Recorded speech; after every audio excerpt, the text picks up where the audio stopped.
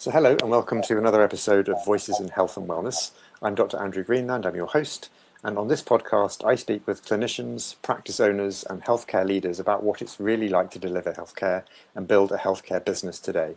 The opportunities, the frustrations, the operational challenges, and more importantly, where healthcare is heading next. And today's conversation is going to take us into a particularly interesting area. I'm joined by Dr. Rachael Clark, a family physician and functional medicine practitioner at Village Health and Healing. Rachel's clinical journey has increasingly led her beyond addressing physical problems alone. Through her work with patients, she's become interested in why people can sometimes do all the seemingly right things physically and still remain stuck, and whether emotional and energetic aspects of healing may be part of that missing piece. So with that, Rachel, I'd love to welcome you to the show. Thank you so much for joining us for the conversation today. Thank you. Thank you so much for having me. Thank you.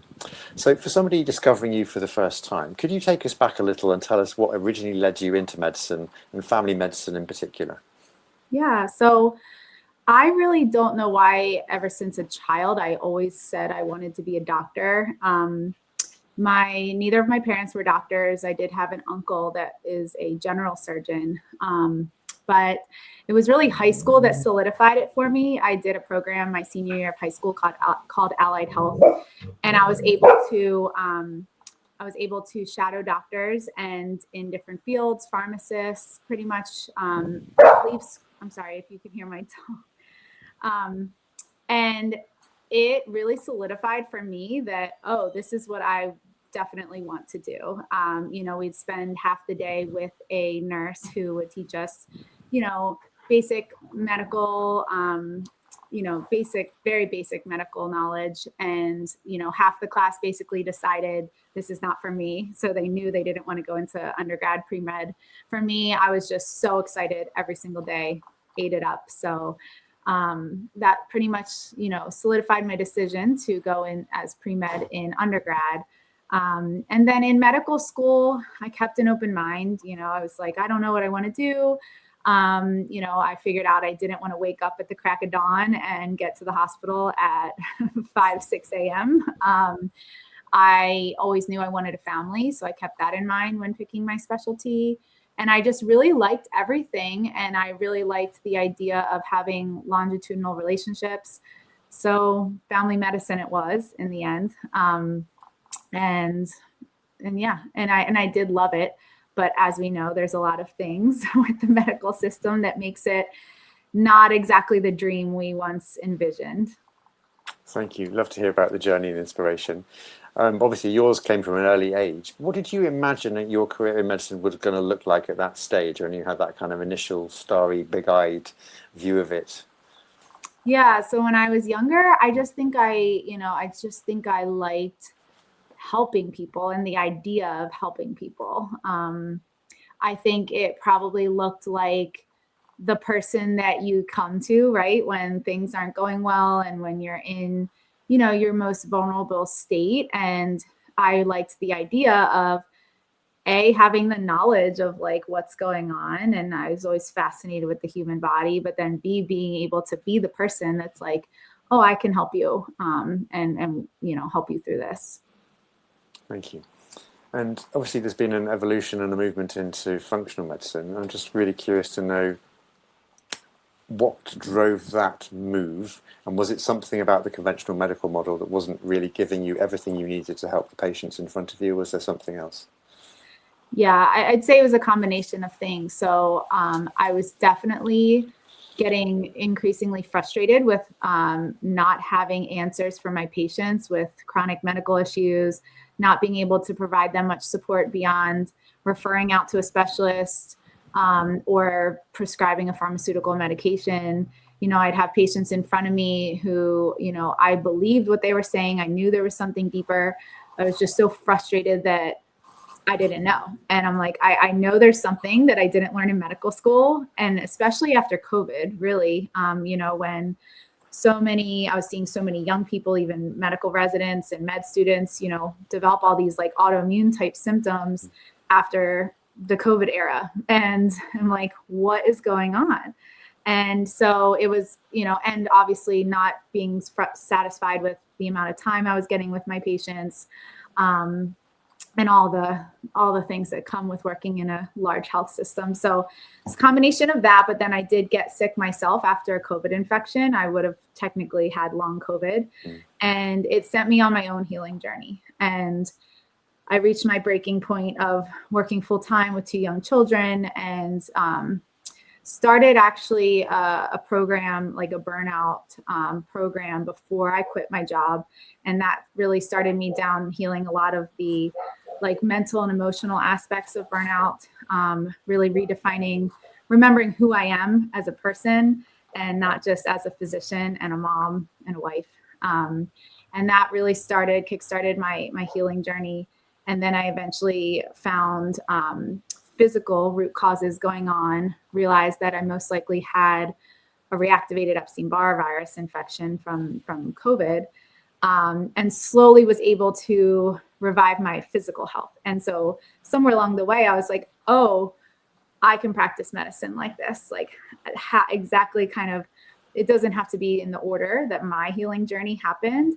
But I, for a while after I quit conventional medicine, was like, I'm never going to be a doctor again because that's the only way I knew, that's all I knew. And then it dawned on me, there's a different way. Like, I don't have to, I went down this pathway and had this journey for a reason. And, it all happened how it was supposed to.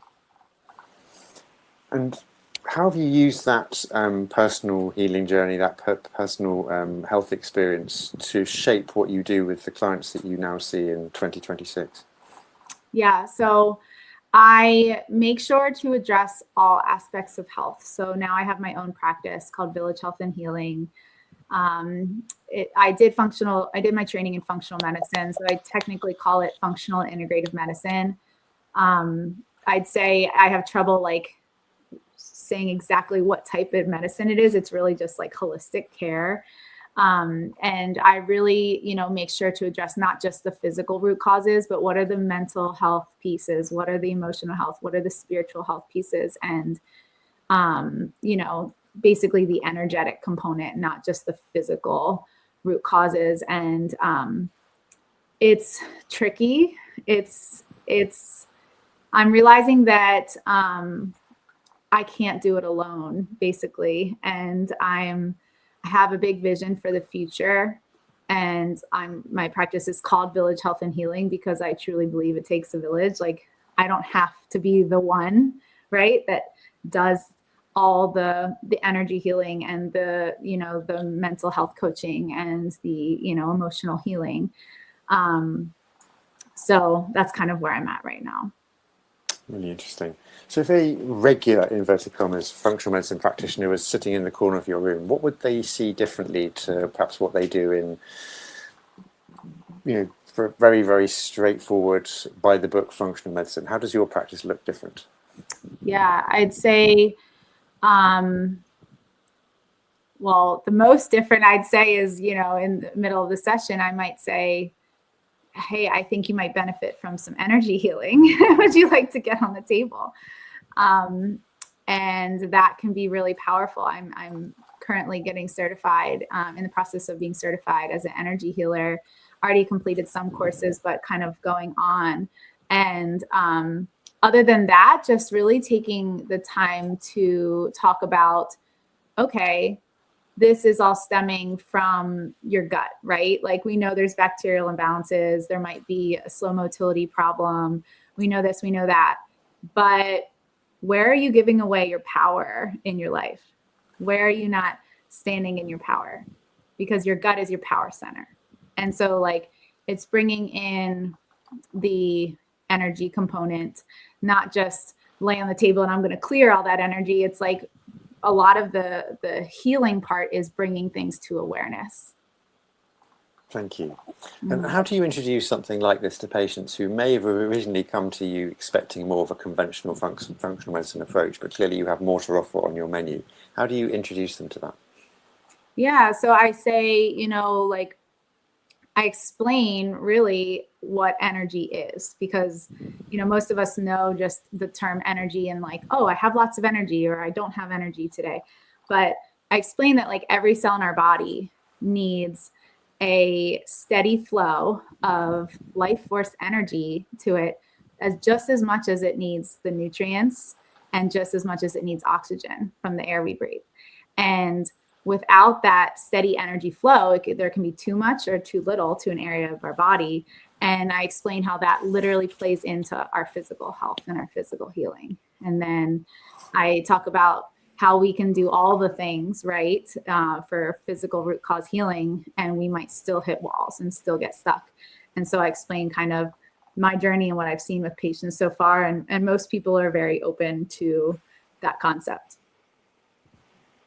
I was going to say, do you think they're more receptive to exploring something new with you because you have the kind of the functional medicine background rather than them going to see somebody different? Do you think you have that additional credibility for doing this kind of work on top of functional medicine?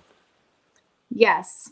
And I think that it's also nice sometimes for people not to have to jump around from practitioner to practitioner and get really comfortable with someone else. Like I have a patient who I had been seeing for at least 6 months, and we had talked about energy healing for a few times. And it wasn't until really 6 months in that we did a energy healing session on her as well. And, you know, we had developed that relationship. She trusted me.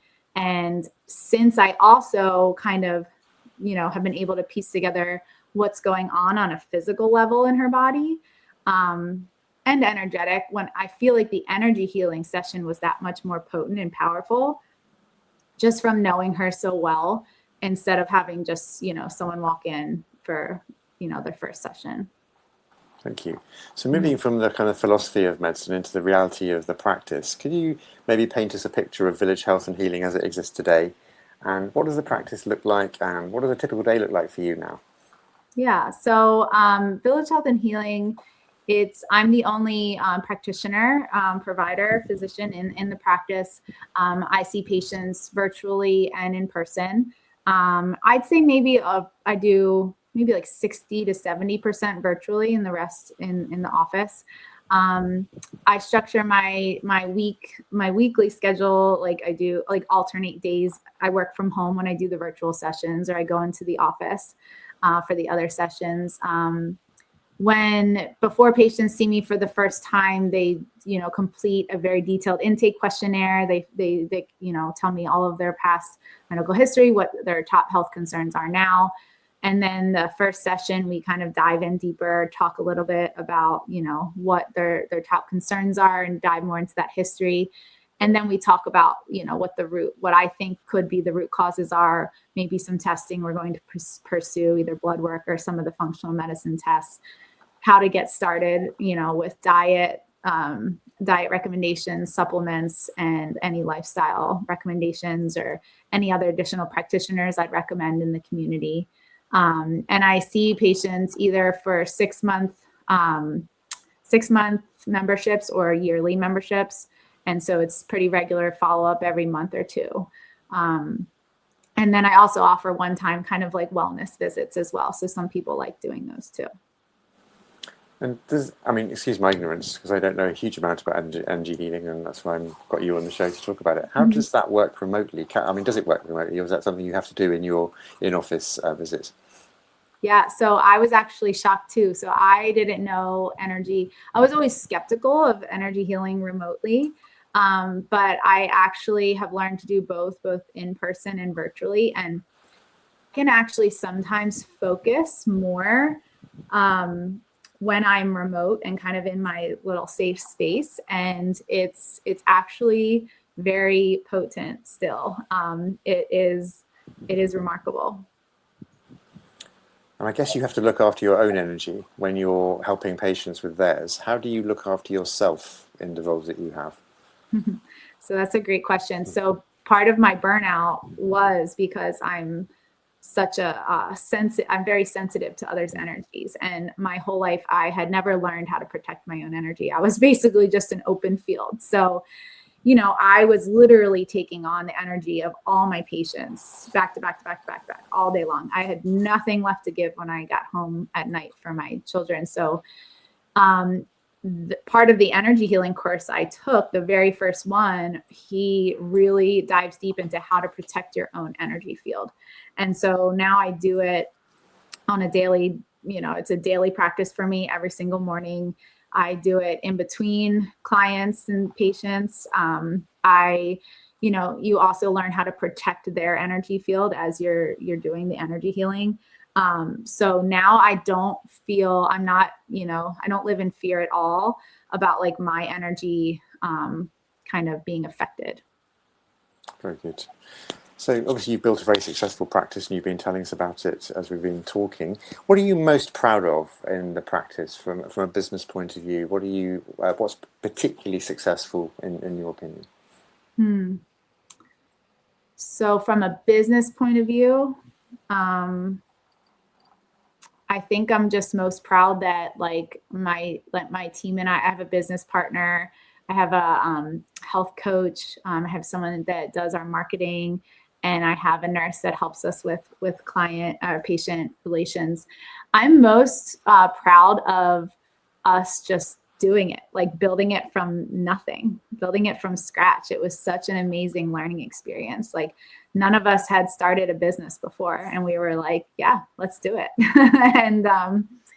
and we did it. And so that's what I'm most proud of. And, slowly building on everything. And, we all bring different skills to the table. So I think we are a very good team of like, hearing each other and being able to be honest with each other.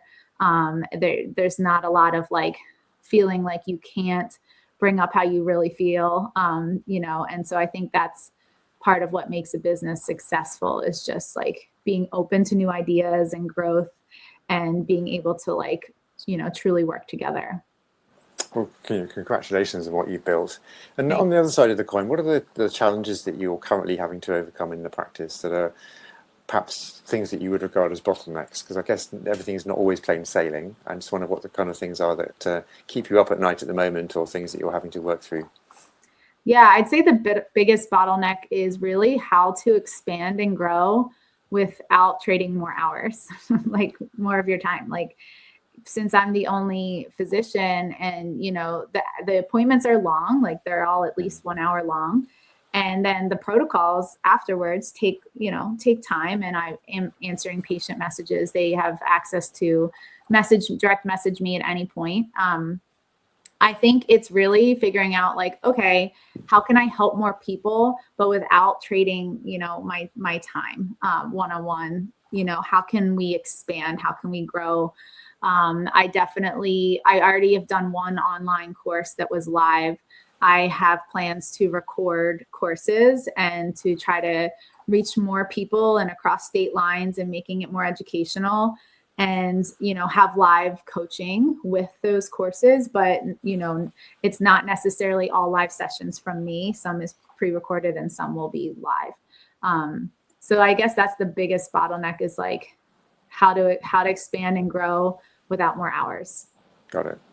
And I guess as the CEO, founder, clinic owner, you wear all the hats all the time, pretty much. What would you say is the biggest time drain from you that takes you away from the things that you really find meaningful in the work that you do? The biggest time drain. So I think it's just the technical aspect of keeping up with the clinical like protocols. Like, I know in my mind what the protocol is and what I want it to be, but I just like the technical aspect of creating it and getting it out and things like that. So as far as the business side, my business partner is great. She's like the business part for the most part. And then I get to mostly focus on clinical and, like ideas. And then we work really well together in that way.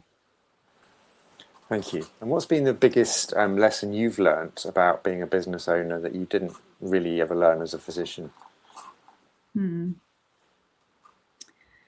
I think just like how much money everything costs to like run on the back end and like to keep things going and to like, pay employees. And it's, you have to I think I was shocked of like how much you truly have to invest in the beginning, and then how long it takes to like, you know, see that turnover of like, okay, getting past the investment phase and like, oh, some money's coming in, and, you know, so I'd say that was a big shock of like the initial investment. I guess you're operating outside the traditional insurance model. Is that the model of your practice? Yes. So we are cash pay. My patients can submit the, you know, insurance claim to get reimbursed afterwards. And it really depends on their plan, whether they are getting reimbursed, but it's out of network coverage. So not everybody is getting reimbursed, unfortunately. So I'm really hopeful that eventually our healthcare system will catch up and, you know, start actually paying for this kind of care, because this is true preventative care. But just coming from family medicine, you've had to kind of switch your model. And I just wonder how that's sort of shaped the way that you've built your practice from moving from one model to another. Yeah. So in what way? Like in how I treat preventative? Well, I was just thinking, you've come from family medicine, presumably that was an insurance-based model. You've gone into functional medicine, and I just wondered how you've structured and built your practice around that shift in mindset about the two different models that you've had to navigate through during earlier work and your current practice. Yeah, it was really hard at first because, you know, I went from seeing patients that mostly always had insurance, or if they didn't, I worked for a long time at a federally qualified health center where, you know, there was a sliding scale fee. So it was very small fee to see the doctor. And then you know, not having to worry about who showed up or who didn't, you know, I was getting paid my salary from the healthcare system. It was, and just seeing patients all day. Whereas, you know, switching to like, you know, it almost like more of like sales, you know, it was totally new. And I really didn't like it at first. And then I, you know, learned how much it costs, like I said, to actually run a business and a good one. And that took a while for me to like even be able to determine my worth of like even how much I charge for the visit. So that took a lot of like mindset work around that. And then I'd say it's just tough because I know that this kind of care is really important and it's what people need. And our healthcare system's just lagging behind in like what they're covering. And so even though I'm not happy with how much it costs and how it's not accessible to everyone, I feel like this is just a necessary bridge of like what I need to do right now. And eventually I do think the systems will merge as far as access. Yes, so I hope so too. It's a very different model in the UK. So functional medicine is purely private, but we have a healthcare system which is covered, but functional medicine is completely private. There's nothing gets covered by our health service for functional medicine, which is a shame. So in 2026, what are you seeing in terms of client expectations from what clients are expecting from healthcare in 2026? You mean from Village Health and Healing in particular? Yeah, there's the clients you see. I mean, you must get some sense of shifts in expectations over time. I just wondered if you've seen any particular trends in the last year in terms of what people are expecting from healthcare. Yeah, so sorry, I still don't totally understand like healthcare, like in the United States. United States, functional medicine, energy healing, your practice specifically, whichever one you want to take. I don't mind. Yeah, I mean, I think so. What I hear so many of my patients say is just like there needs to be a merging and so basically what they're doing right now is they're going to conventional doctors, hearing one thing, not hearing like anything about what I talk about with root cause healing and supplements and herbs. And then, you know, even the specialists, right? They're like going to, for example, their endocrinologists and being told your thyroid disease is, you just have to take this medication the rest of your life, right? And then they're coming back to me and I'm saying, no, we can heal this. It's, you know, it could be this chronic viral infection and we're going to reverse it and we're going to get you off your meds. And they're just like, I'm so confused. They're like, how can there be all these doctors and I'm getting such different opinions? And they just really want to see emerging. And more and more people are waking up and realizing that this holistic healing is really important. And there's even energy healers now doing, I don't know if you've heard, they're doing research on like for cancer treatment. It's right now just in like petri dishes, but they'll have the cancer cells, and they're bringing in energy healers, and they're realizing like, oh wow, like energy healing is stopping the cancer from spreading. And so there is like actually larger scale research going on energy healing. So I just feel like this is a really exciting time. I think we're still in very early stages of this type of healing, not just being the weird woo woo like alternative stuff, and like bringing it into actual medical practice, and merging the world. So that's what I'm seeing my patients want the most, is just like doctors kind of all getting on the same page in a way. For sure. There'll probably be lots of other practitioners listening, and they're thinking, I'd have to go and build my own practice. What would you want them to understand before they take that leap?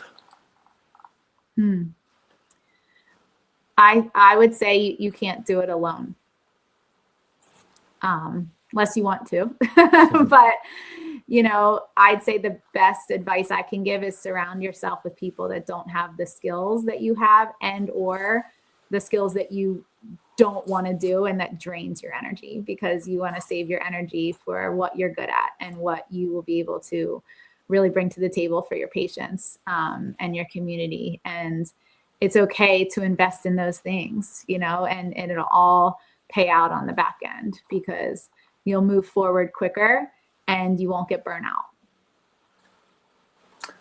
Magic wand. I'm going to give you a magic wand. If there's anything you could fix with a magic wand in the practice, the business, what would that be, if anything?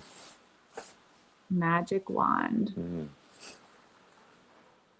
I would have someone following me, or have a system that as soon as the visit was done and I like knew what the protocol and all the after work is supposed to be, I would wave my wand after every visit and it would automatically be sent to the patient. Fantastic. Yeah. And if you were going to start again tomorrow and do it all again, would you do anything differently? Would I do anything differently? No. I think it was all how it was supposed to be. And it was, every part of it was a great learning experience. And it's only been 2 years, honestly, since my practice launched. And I feel like we've come so far, and, already planning the next phase. So I just think that each step is, necessary for the learning. Great answer. And where are you headed in the future? Where would you like to be in the next 12 months or so with Village Health and Healing? Any ambitions or ideas? Yes, I definitely within the next 12 months would like to have my course developed, my first one at least. I eventually also want to make a course for physicians and healthcare workers, because I truly think we need to heal the healers, because we're the ones, reaching the most people. And so many of us are wounded healers.